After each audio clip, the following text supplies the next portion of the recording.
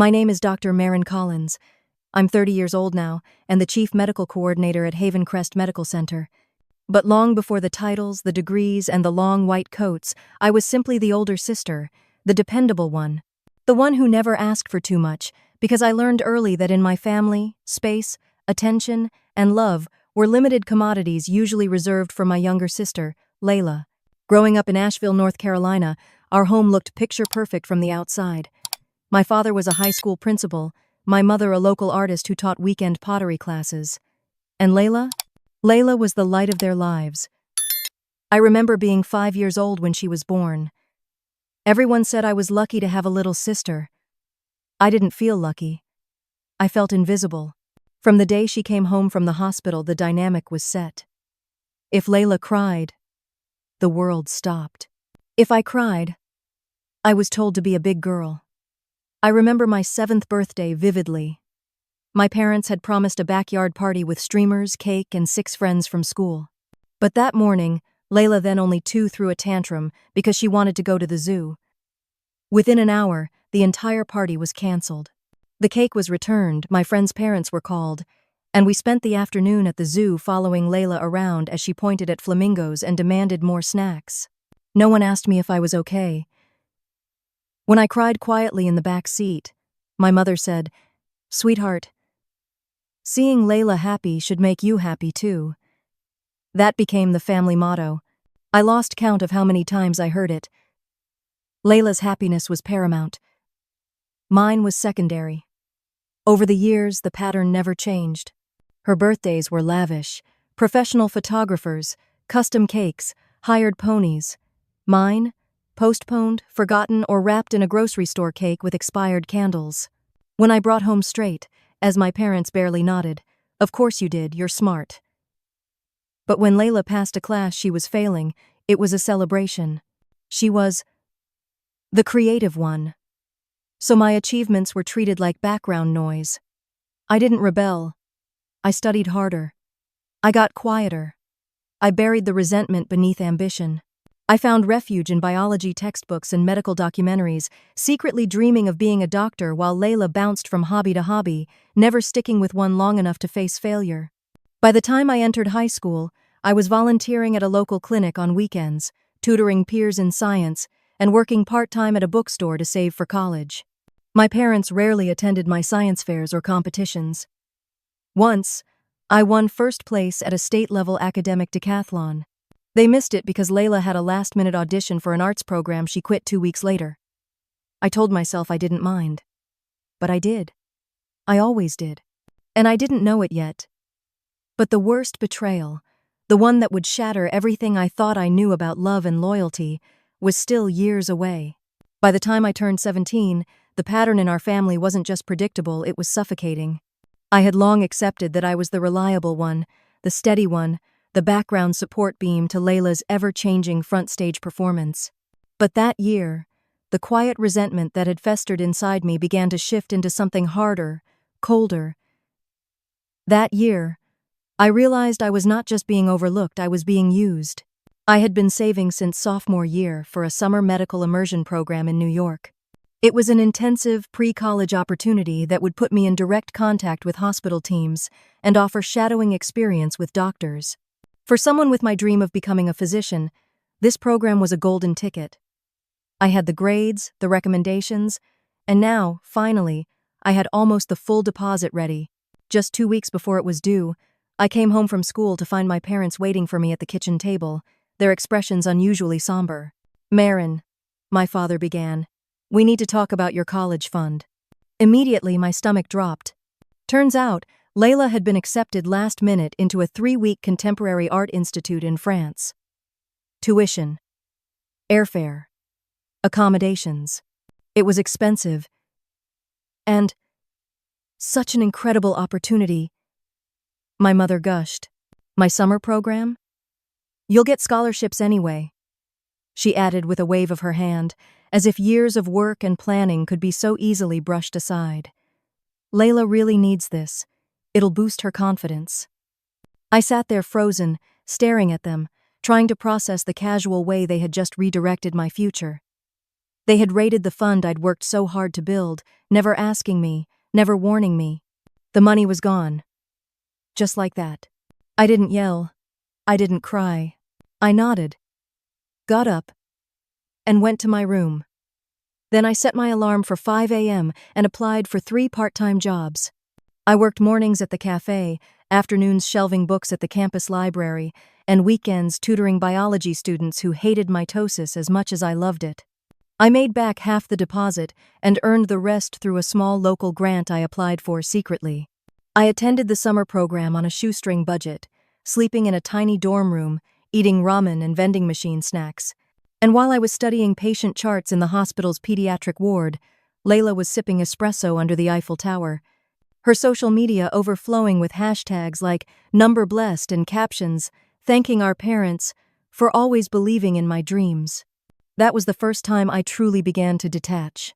In the years that followed, the gap between us widened. I was admitted to Columbia University with a partial scholarship. I didn't even tell my parents right away. When I did, they congratulated me over the phone because they were on the road to visit Layla at her new art showcase. They didn't ask how much the scholarship covered. They didn't ask how I'd manage the rest. They assumed I'd figure it out. I always did. And I did. I worked as a research assistant during the school year and took night shifts at the medical records office. I lived in a shoebox apartment with 3 roommates and a mouse problem, surviving on caffeine and ambition. I had no safety net. No backup plan. No one to catch me if I stumbled. Meanwhile, Layla flitted from major to major art, to fashion marketing, to photography, to eventually healthcare administration, which she described as close enough to medicine but without the gross stuff. She changed schools twice. My parents paid her rent during her gap years and covered her therapy bills when she said life was just too overwhelming. She called me once during that time when she needed help editing a cover letter. Then came my final year of medical school. By then, my body had begun sending clear signals that something was wrong. I'd had abdominal cramps on and off for months, worsening until one spring afternoon. The pain knocked me to my knees in the hospital's stairwell. My classmate Luke found me and rushed me to the ER. After tests and scans, the diagnosis was clear.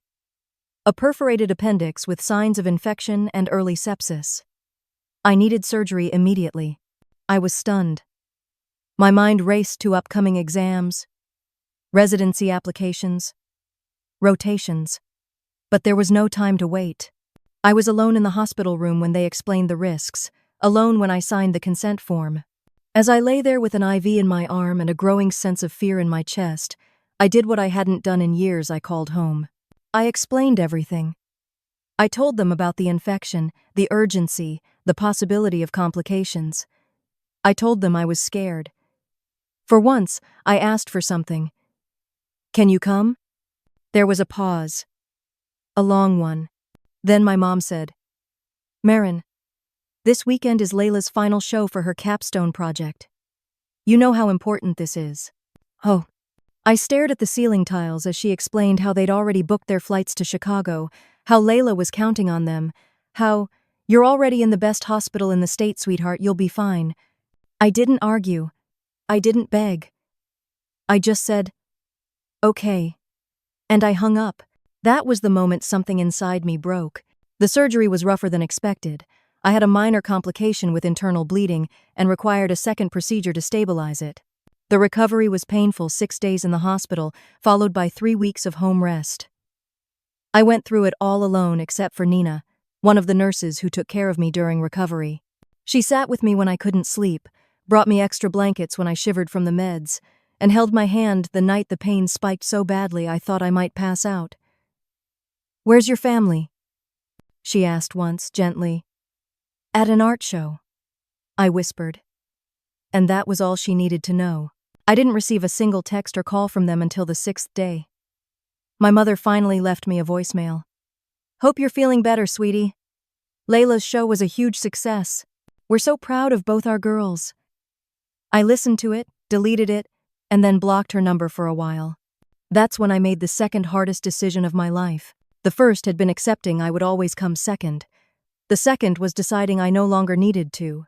I packed up my small apartment, deleted my social media, and accepted the residency offer from Havencrest Medical Center 1,000 miles away from Asheville. I didn't tell my parents until I'd already moved. When they asked why I hadn't come home first, I simply said, "There's nothing for me there anymore." And I meant it. I built a new life in Boston, brick by brick. I lived quietly, worked hard, focused on the patients who needed me, on colleagues who saw me, on mentors who respected me. I started to feel something I'd never really known before: emotional safety. Nina moved to Boston a year after I did and took a nursing position at the same hospital. We became inseparable. She knew everything, and she never once tried to fix me, just walked beside me as I fixed myself. I still sent my parents birthday cards and short, polite texts on holidays. But the warmth was gone. I had drawn a line, and for once, I didn't feel guilty about it. I had learned the hard way that blood doesn't guarantee loyalty, and love, real love, shows up when it matters. It had been 4 years since that surgery. 4 years since that voicemail. And just when I thought the past had finally stayed buried, it came knocking again this time, wearing heels, carrying a leather briefcase, and applying for a job right down the hall from my office. Layla was here, and she had no idea what was waiting for her. I was on my third coffee of the morning, reviewing post-op notes in my office at Havencrest when the email came in. It was from Human Resources. Subject line: Candidate Evaluation. Patient Experience Director. My breath caught as I clicked it open. The role was important high-level administrative oversight for patient engagement, and I'd been asked to assist in the hiring process. But as I scanned the shortlist, my eyes froze on one name: Layla Collins. At first I thought it was a cruel joke. Maybe another Collins. It couldn't be her. But then I saw the attached resume, and there she was, my sister, in a professionally lit photo, her signature smile carefully crafted for corporate charm. Her credentials included her degree from a liberal arts school she'd bounced through for 7 years, 3 short stints in administrative assistant roles at different hospitals, and one suspicious bullet point that read, "Developed patient wellness initiatives resulting in a 35% improvement in satisfaction scores." That was bold. Layla never lasted more than 8 months at a single job. I remembered one of those positions vividly. She'd called me crying after 3 weeks, claiming her boss didn't get her creative vision and that spreadsheets gave her migraines. I had offered to help her rework her resume back then, but she brushed me off. Now here she was, repackaged, repolished, and applying for a prestigious job at the hospital I had helped transform. Worse. In the personal statement section of her application, she wrote, "My passion for healthcare administration was inspired by my sister, a dedicated physician at Havencrest.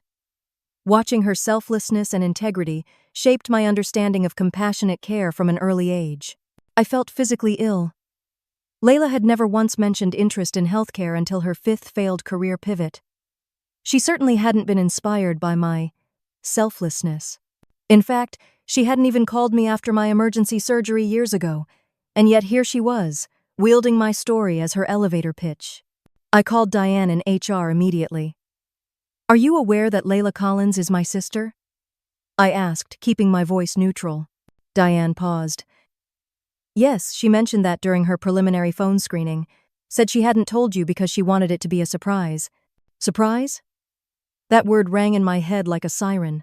For Layla, life had always been about the dramatic entrance, the grand reveal, the expectation that people would rearrange themselves to welcome her presence. I took a slow breath. "I'm recusing myself from the early interview process due to conflict of interest," I said. "But I won't request that she be removed from consideration. Her application should stand on its own." Diane agreed, and we hung up. But I couldn't focus. Memories surged. Layla announcing she wanted to go into medicine 3 days after I got accepted into Columbia. Layla wearing a lab coat at a costume party and telling everyone she was basically a doctor. Layla dropping a latte on my college application essay the night before it was due. I'd always told myself these were coincidences, accidents. I didn't believe that anymore. The next morning, the hospital lobby buzzed with its usual early shift energy nurses in scrubs, orderlies pushing carts, the smell of disinfectant and burnt espresso. I had just finished pre-rounds when my phone buzzed. A receptionist texted, "Dr. Collins' visitor for you. Says she's your sister. No appointment." I knew before I saw her. Layla stood confidently near the reception desk, dressed like she'd stepped out of a luxury catalog. Pencil skirt, silk blouse, sky-high heels. A designer tote over one arm and her phone in the other. She waved when she saw me. "Maren, surprise!" She moved in for a hug, but I didn't step forward. She noticed, then let her arms drop, pouting slightly. "That's a chilly reception for your only sister." I kept my voice even. "This is unexpected. What brings you here?" She blinked. "My interview, of course. Didn't HR tell you? I'm one of the final candidates for the patient experience position. Isn't that wild?" Wild was one word for it. She looped her arm through mine like we were two sorority sisters meeting for brunch. "Let's grab coffee. You can give me the inside scoop on the committee." I gently but firmly unhooked myself. "That would be inappropriate. I serve on the selection panel, and it's a conflict of interest to discuss internal matters with candidates. Even family." Layla's face fell. "Oh, come on, Maren. I'm not asking for the questions, just some casual pointers." "Sister stuff."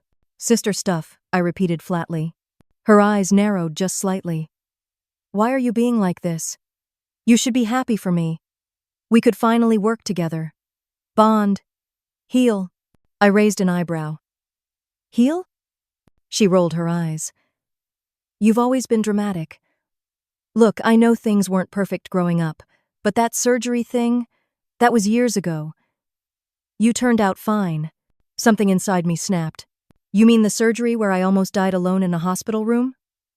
I said, tone cool. "While you and our parents posed for graduation pictures?"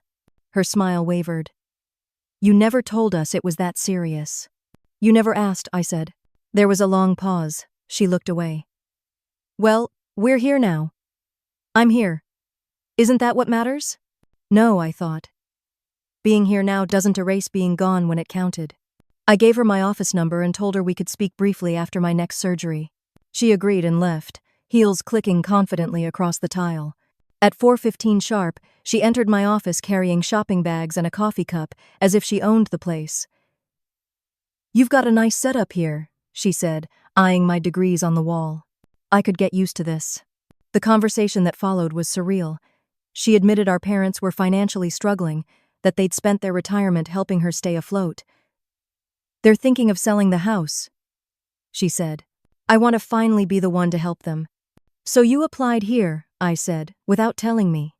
"It makes sense," she said. "You're here. You're respected. You can open a few doors. Just say something nice during the interview debrief. I know how this works." "No, you don't," I replied. "Because in this hospital, what matters is merit." That landed hard. She stood to leave, then paused at the door. "By the way, I still don't get why that surgery was such a big deal. I mean, it was just your appendix." I stared at her. "I had internal bleeding. 2 surgeries. No one came. And you still think it was nothing?" Before she could reply, Rachel, my colleague and former nurse, knocked gently and stepped in. Her gaze fell on Layla and sharpened. "Oh, you're Layla." Layla blinked. "Do we know each other?"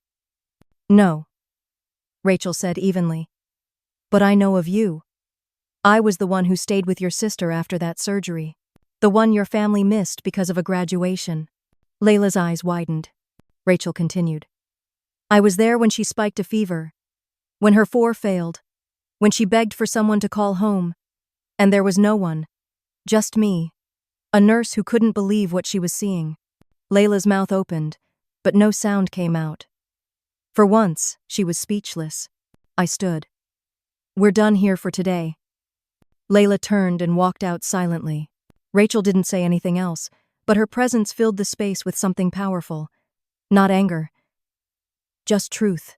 After the door closed, I sat down at my desk exhausted. My sister had just walked back into my life, not to apologize or reconcile, but to claim space in a world she hadn't earned. And worse, she expected me to help her do it. The worst part? A part of me still wanted a sister. but I wasn't going to sacrifice everything I'd built for a fantasy. The interview was in 3 days, and for once in our lives, I would be the one holding the pen. The day of the interview arrived wrapped in an early spring drizzle, soft and steady against the windows of Havencrest Medical Center. I arrived at 6:30 a.m., hair pulled back in a tight twist, navy slacks pressed, white coat buttoned. It wasn't that I needed the formality. I could have walked the hospital halls in scrubs and sneakers and still commanded respect, but today, armor mattered, not for my patients, for myself. The patient experience director role was a pivotal one. This wasn't just a ceremonial title, it was a senior leadership position that would directly affect how the hospital handled intake, communication, and ongoing care, especially in crisis units and post-surgical wards. It would require collaboration with department heads, physicians, and external auditors.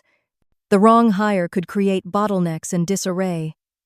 The right one could improve hundreds of outcomes. I was determined to keep that frame in mind as I stepped into the conference room. The interview panel was small. Dr. Patel from Internal Medicine, Marcus Bell, the outgoing director, Diane from HR, and Dr. Ree, my mentor and the hospital's new director since Dr. Gaines retired. I was the 5th member. We'd narrowed the applicant pool to 3. Michael Hahn, a 30-year hospital admin veteran from Minneapolis. Kira D'Souza, an energetic, data-driven patient advocate with stellar references from a hospital in San Diego. And of course my sister, Layla Collins, who had landed here by some strange gravity that kept drawing her back into my orbit. Layla's interview was scheduled for 10 a.m. sharp. At 9:58, she arrived outside the boardroom, dressed immaculately charcoal gray suit, sleek heels, makeup subtly powerful. She greeted Diane with a firm handshake, flashed a familiar, disarming smile at Dr. Patel, and gave Marcus a wink I hope to God he didn't take as flirtation. When her eyes landed on me, her face softened with something like affection, or maybe calculation. I couldn't tell anymore. "Dr. Collins," she said formally.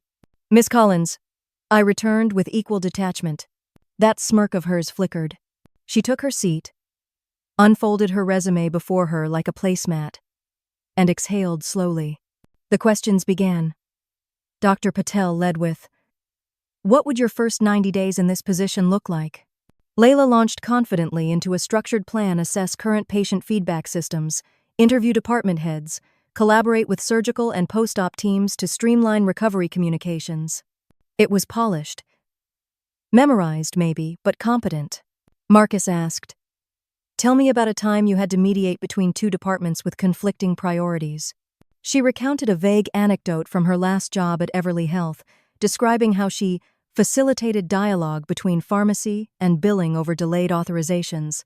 When pressed for outcomes, she said it resulted in increased cohesion and fewer patient complaints, though she couldn't cite numbers. My turn came. "Miss Collins," I said, keeping my voice steady. "This position requires empathy, integrity, and responsiveness to moments of crisis. Can you tell us about a time you supported a patient or family during an emotionally difficult experience?" She paused for the first time. Just a beat. Then she smiled and said, "Absolutely. In fact, I'd like to credit my interest in patient care to my sister Dr. Marin Collins." She gestured toward me. Watching her dedication throughout medical school and her compassion for patients shaped my understanding of what healing really means. My fingers curled under the edge of the table. She continued. "One memory in particular stands out when I visited her during her residency. She talked about how patients needed more than charts and checklists. They needed connection. That inspired me to shift my career path toward administration, so I could help support those connections from behind the scenes. A complete fabrication. She had never visited me during residency, never asked what I did, never once mentioned interest in patient advocacy until this very job posting. Yet here she was, spinning a tale so neatly wrapped in sentiment that even Diane looked moved. I glanced at Dr. Ree. He was watching me closely, not suspiciously, thoughtfully. I cleared my throat. "Thank you for that, Miss Collins," I said evenly. "Let's dig into some metrics. At Everly Health, you claimed you increased patient satisfaction scores by 35%. Can you walk us through how those numbers were gathered and verified?" She blinked. Well, it was a multi-step process. We had patients complete exit surveys, and I worked closely with the communications team to improve their design, which led to more positive responses. Uh, but did you personally lead the changes? Or were you part of the team implementing them? I contributed ideas, she said. Understood, I said, noting how her confidence faltered when the details demanded precision. Dr. Ree closed the interview on a gracious note. Layla thanked everyone, stood, and gave me one last look on her way out. Her expression was layered, part challenge, part hope. During lunch, the panel reconvened. Michael's interview had gone smoothly but lacked innovation. Kira's was phenomenal, data-backed, forward-thinking, and full of actionable insights. Layla's, they agreed, was warm and personable, but light on depth. She's clearly intelligent, Dr. Patel said, but seems rehearsed. Marcus nodded. I didn't hear anything that hadn't already been said better by other candidates. Diane added.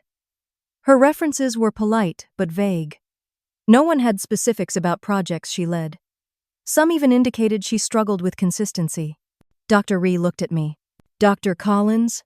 I kept my voice even. Miss Collins is passionate and articulate, but her resume shows limited long-term engagement in any institution. While her interview was compelling, we have stronger candidates with clearer records of impact. My recommendation is that we place her third. No one disagreed. The decision was unanimous. Kira first, Michael second, Layla third. I returned to my office, emotionally exhausted. I wanted to believe I could hold that line between personal and professional, and I had, but I also felt raw, as though the layers I'd spent years rebuilding had been peeled away in the span of a single hour. 10 minutes later, the door burst open. Layla stood there, flushed and furious. You sabotaged me, she snapped. Don't pretend you didn't. I stood slowly. Excuse me? You made me look like a fraud. I saw your face in there, judging me, undermining me. I evaluated you exactly as I would any other candidate. Nothing more, nothing less. Her eyes brimmed with frustrated tears. I needed this job. Do you have any idea what Mom and Dad are going through? They're talking about selling the house. I inhaled sharply. Why do you think that is, Layla? She looked startled. They used their savings to bail you out again and again. You quit jobs.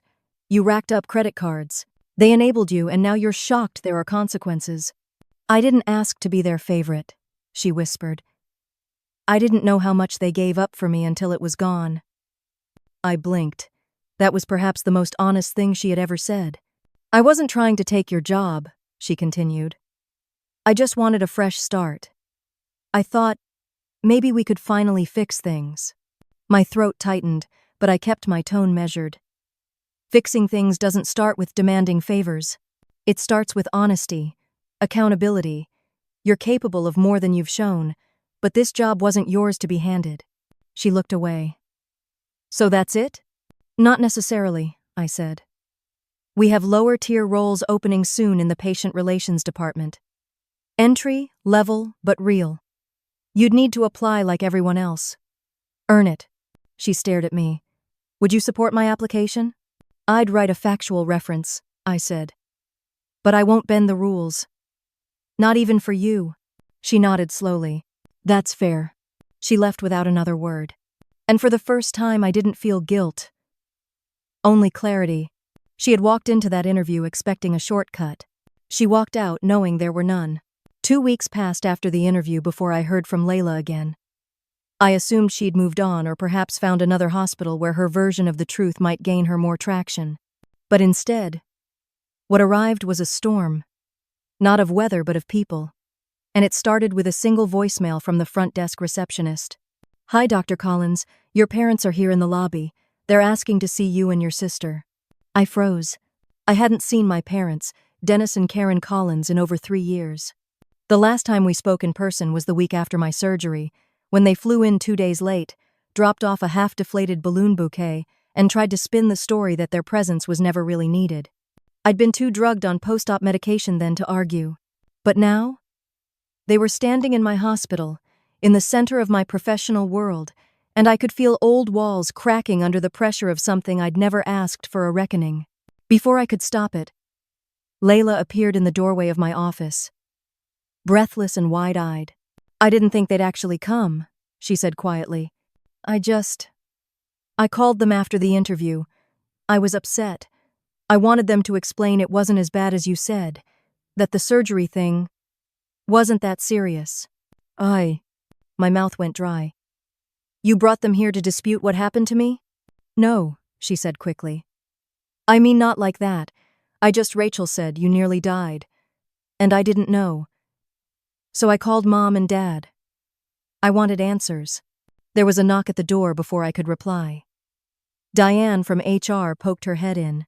"Dr. Collins. Sorry to interrupt. There's a situation in the lobby. 2 visitors are insisting they speak with you. Now." "I'll be right there," I said through gritted teeth. I followed Diane out and saw them instantly, my parents, standing stiff and uncertain by the information kiosk, looking almost foreign to me. My mother's graying hair was pinned neatly back, and my father held his ever-present leather satchel like a shield. They both turned at once when they saw me, recognition mixed with something else, hesitation. "Marin," my mother said, her voice both relieved and strained. "Sweetheart." "I'm at work," I replied, not unkindly but firmly. "This isn't the time. We wouldn't be here if it wasn't important," my father added.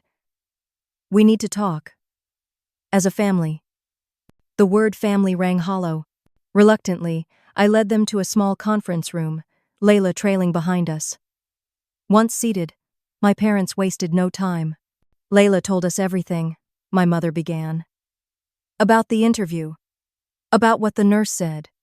We had no idea things were that serious back then." I folded my arms. "That's because you never asked." My father looked pained. "We thought it was routine. You never said it was life-threatening." "I couldn't speak during recovery," I said. "Because of the pain. Because of the medication. But even before that, I told you I was scared. I asked you to come. You knew how important Layla's graduation was," my mother said softly. She'd worked so hard for that moment. "And I was facing emergency abdominal surgery," I snapped. "With internal bleeding. No family. No phone calls. Just a nurse who stayed after her shift because she couldn't stand the idea of me waking up alone." My parents exchanged glances, guilt perhaps, finally reaching the surface. "I didn't tell you the full story," I continued. "Because back then I didn't think it would matter. I thought the absence had already spoken louder than anything I could say." Layla looked down at her hands. "I thought you were fine. You didn't say anything afterward. You seemed okay when we saw you at Christmas." "That was 6 months later," I said flatly. "And I was performing being okay. Like I had my entire life." Rachel appeared at the door just then, clipboard in hand. She hesitated when she saw the scene unfolding, but I nodded, giving her permission to speak. "Sorry to interrupt," she said coolly. "But I recognize these visitors.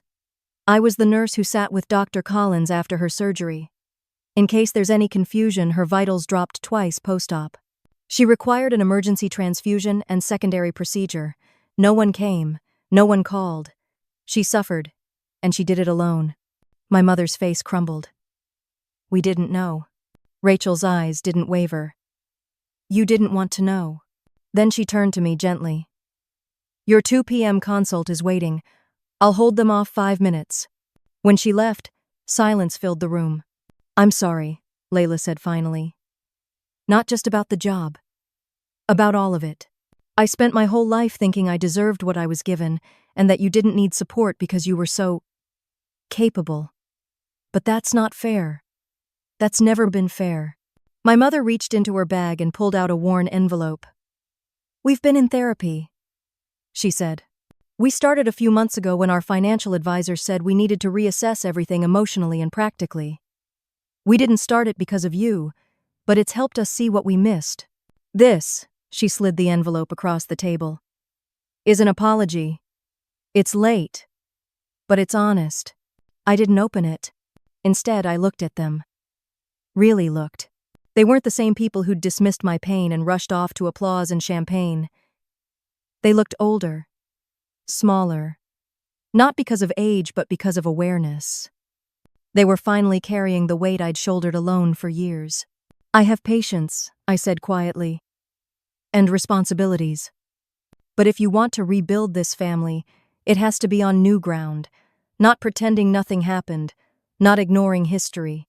"We're willing," my father said. "We'll follow your lead."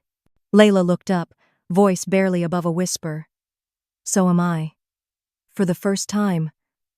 I want to earn it." I stood. "Then we start with distance, boundaries, and maybe, eventually connection." As I walked out of the room, I passed Rachel and nodded. She gave me a look that said everything you did it. Not just the confrontation, but the part I feared most. Opening the door to healing without letting them walk over me again. The storm didn't break that day, but it cleared the air. And that was enough for now. In the weeks following that collision of past and present inside Havencrest's conference room, something shifted not with fanfare or emotional fireworks, but with the quiet recalibration of a system long misaligned. My parents didn't push. They didn't call every day or try to smother me with overdue affection. Instead, they did something far more unexpected. They respected my silence. When the envelope my mother had left on the table remained unopened for nearly 2 weeks, there was no follow-up. No, "Did you read it?" No guilt-laced voicemails. And somehow, that absence of pressure spoke louder than any apology. Layla, meanwhile, surprised me in a different way. Instead of disappearing in wounded silence or trying to smooth things over with charm, she applied for a new job this time not in my orbit. Mercy Hill General, a mid-sized hospital across the city, had an opening in its patient relations department. A week after the confrontation, she sent me a text. "Not asking for a favor. Just wanted you to know I'm applying. I've updated my resume honestly this time." I didn't reply immediately. I needed time to digest that message. The absence of manipulation, of entitlement, felt foreign but refreshing. 2 weeks later, another message arrived. "Got the job. Entry level but stable. I'm starting next Monday. Thank you for forcing me to see what I didn't want to see." And then, a week after that, they asked for a reference. I gave them Rachel's name. I smiled when I read that. Rachel, who had once wanted nothing to do with Layla, had apparently agreed cautiously to speak on her behalf. Later that evening, over dinner, Rachel shrugged when I brought it up. "She asked the right way," she said. "Didn't beg. Didn't pretend we were close. Just said, 'I think you've seen the worst of me. If I'm serious about getting better, your name would mean something.'" Rachel paused. So I told the truth. That she'd owned up. That she was trying. That word trying carried more weight than Layla likely realized.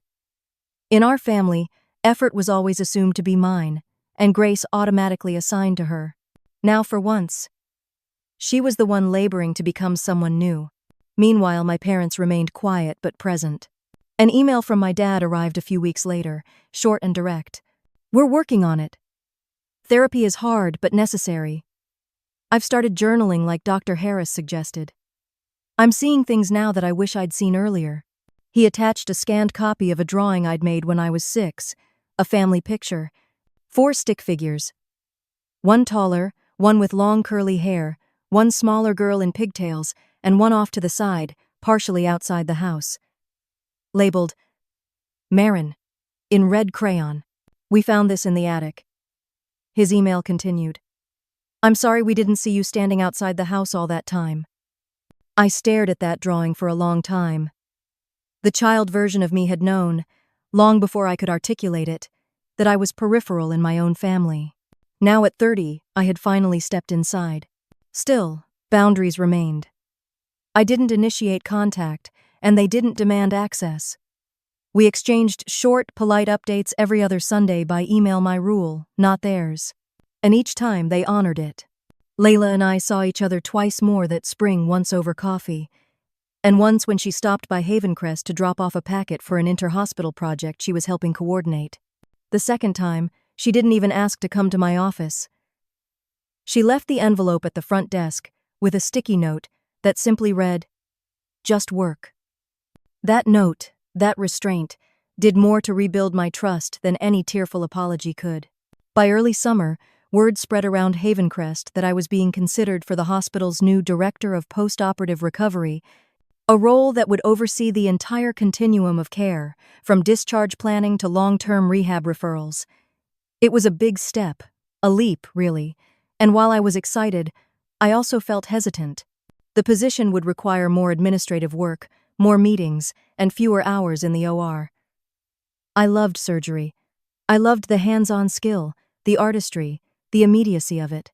But I also couldn't ignore how much patient advocacy had become part of my identity since that surgery my surgery. I brought it up with Dr. Ree during our usual Wednesday rounds debrief. "You're allowed to evolve, Marin," he said. "Skill in the OR got you here. Compassion and leadership will take you further. This role isn't stepping back, it's stepping broader." Still, I wasn't sure until one day, an email popped into my inbox with a subject line that made me pause. Subject: Cross-Hospital Patient Transfer Protocol Proposal. From Layla Collins. Patient Relations. Mercy Hill.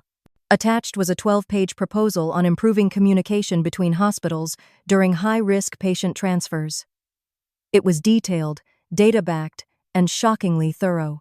There were citations from medical journals, survey data from patients and staff, and real-world implementation strategies. I scrolled to the final page and saw something I hadn't expected.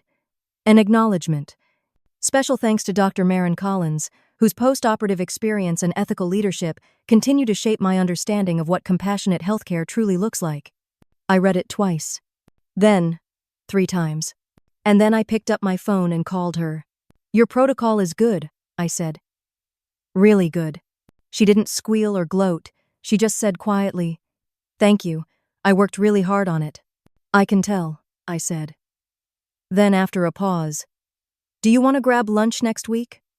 "Just lunch, not anything more." She laughed.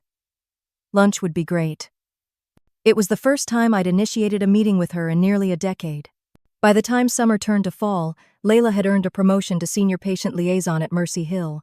I attended her presentation at the Regional Healthcare Summit, not as a sister, not as a gatekeeper, but as a colleague. She opened with a case study about a mismanaged patient discharge that had led to complications, then presented her revised communication model with clarity and conviction. Afterward, we grabbed coffee in the atrium. "Do you think," she asked, looking hesitant, "our parents could ever come visit? Just for lunch or something low stakes?" I took a breath. "I'm not ready for that yet." She nodded. "Fair enough." But 3 weeks later, when I received a card in the mail from my mother, a simple note with no expectations, no pressure, just a sentence that read, "Asterisk, we're proud of you and grateful for the distance you gave us to grow." I felt something soften.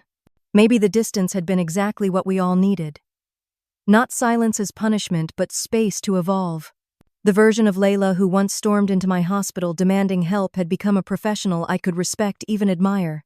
The version of our parents who had once chosen celebration over my survival were now quiet, reflective, and maybe, just maybe, capable of rebuilding something healthier. As for me, I had built a life not in spite of abandonment, but because I'd been forced to fill the void on my own.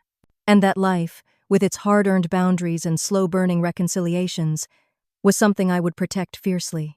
Because family, I'd learned, isn't about proximity. It's about accountability.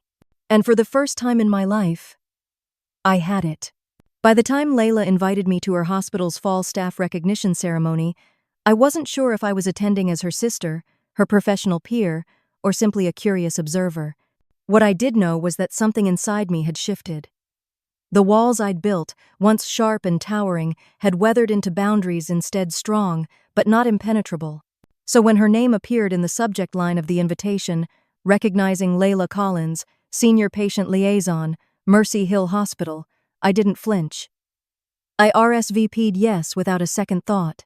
The event was held in Mercy Hill's largest auditorium, a modest but polished venue with soft lighting and navy velvet chairs. The audience was mostly hospital staff nurses in scrubs, admin in slacks and cardigans, and a few suited executives near the front row. I took a seat quietly near the back, unsure if Layla even knew I was there yet. But when she stepped on stage, dressed in a deep emerald dress and holding a worn notebook in both hands, our eyes met briefly. She didn't smile, didn't wave. She simply nodded. The MC introduced her. This year's Leadership in Patient Experience Award goes to someone who transformed not just protocols, but perceptions. Her work has directly improved post-discharge satisfaction scores by 28% and has helped establish a cross-hospital transfer system now being reviewed by 3 neighboring facilities. Please welcome Miss Layla Collins. The applause was polite but warm. Layla stepped to the microphone and opened her notebook. I've worked in many places, she began, but this is the first one where I've stayed long enough to see the consequences of both my mistakes and my growth. That's a rare gift. She paused. No one moved. When I first started in patient relations, I thought it was about logistics forms, follow-ups, smoothing out rough conversations. But the truth is, it's about listening, deeply, even when what you hear makes you uncomfortable. Especially then. She turned a page. There was a time in my life when I didn't listen well. I had a sister, a brilliant, tireless, deeply compassionate surgeon who stood beside me for years unnoticed, because I didn't know how to see her, or hear her, or understand what it cost her to keep showing up. I stiffened in my seat. Layla's voice never wavered. She once went through a life-threatening surgery alone. And I was at a graduation party, accepting applause that I didn't fully earn. I didn't know it then, but I do now. The auditorium was silent. I'm not standing here today because I figured it all out. I'm standing here because someone refused to excuse my shortcuts, because she forced me to grow up, and because eventually she let me try again. She looked up. Our eyes locked once more. Thank you, Dr. Marin Collins, she said, for never letting me forget that healing isn't just for patients. Sometimes it's for families, too. There was a beat of stunned silence before the applause began again, stronger, longer. I sat frozen, stunned not by the words, but by how sincerely she'd meant them. After the ceremony, I tried to slip out the back unnoticed, but just before I reached the doors, I heard her voice behind me. You came. I turned. You didn't have to say all that, I said. Not in front of everyone. I did, she replied. It was the first thing I've said publicly that wasn't rehearsed or curated. Just true. We stood there in the quiet vestibule, awkward and unsure, but no longer angry. Mom and Dad watched the live stream, she added. They sent flowers to my office afterward. Just daisies and a note that said, "We're learning." I raised an eyebrow. Progress, she smiled. Small steps, but real ones. She hesitated. Would it be too weird if I asked you to come to Thanksgiving this year? I laughed, not cruelly, just surprised. Do you really want me there? I do, she said. But only if you want to be. No pressure, no performances, just a seat at the table. Our penne. The last time I had been at Thanksgiving, I was 24, fresh out of med school, and sitting in silence while Layla reenacted her college theater monologue. My parents fawned over her for 10 minutes while I passed the mashed potatoes to no one in particular. That night I went home early and spent the holiday weekend on call in the ER. Now, 6 years later, the invitation wasn't an obligation, it was a choice. I'll think about it, I said honestly. And if I come, I'm bringing wine and boundaries. Layla grinned. Fair enough. A week later, a small package arrived at my office. Inside was a leather-bound notebook with my initials embossed in the corner. Tucked inside the front cover was a note in Layla's handwriting. For the stories you were never allowed to tell. For the ones still unfolding. Write them. All of them. Lecker. I ran my fingers over the smooth cover. Then I opened it to the first page and wrote just 3 words. This is mine. Because for the first time in decades, it was. My narrative. My voice. My terms. Not the version shaped by neglect or guilt, not the quiet, older sibling archetype sacrificed for the sake of family harmony, and not the ghost that hovered around the edges of other people's milestones. I had reclaimed my place not just in the family but in my own life. When Thanksgiving came, I said yes. I arrived late by design just after the food was plated, when all the greetings had already been exchanged. Layla met me at the door. No hug. Just a smile. Inside, the table had 4 chairs. One of them was mine. Thanksgiving came and went quietly that year, but quietly didn't mean empty. It meant intentional. It meant no staged toasts, no forced apologies, no tiptoeing around the truth. It meant a table with 4 plates instead of 8, and a roasted chicken instead of a turkey, because, as my dad said with a shrug, none of us even like turkey that much. And just like that, something shifted, not loudly, not dramatically, but in that subtle way healing sometimes begins. I arrived a little after 5, carrying a bottle of Pinot Noir and a backup bottle of sparkling apple cider, just in case. Layla opened the door. She didn't launch into a monologue or try to embrace me too tightly. She just smiled and said, "You came." Inside, my mother was setting the table real linen napkins, not the usual paper kind. My father was carving the chicken, wearing the same apron he'd worn my whole childhood, the one that said Principal of the Grill. No one brought up the past. No one forced forgiveness into the middle of the mashed potatoes. Instead, we talked about books, about the weird hospital policies we hated, and about Layla's growing involvement in a regional care alliance. I told them about my new role, about the patients I still consulted with on weekends, and about the residents I was mentoring. There was laughter, and moments of silence that didn't feel heavy. After dessert pumpkin pie and store-bought cookies, Layla handed me a small box. Inside was a silver bracelet, simple and elegant. Engraved inside, "This time I see you." I didn't cry. I just nodded. Because finally, I believed her. As I drove home later that night, the roads quiet and blanketed with the soft glow of holiday lights, I realized something. Reconciliation doesn't always roar. Sometimes it arrives in the clink of dishes, in a chair that used to be missing, in a meal that finally includes your name on the menu. Sometimes healing isn't an event, it's an invitation. And this time, I had accepted. On my terms.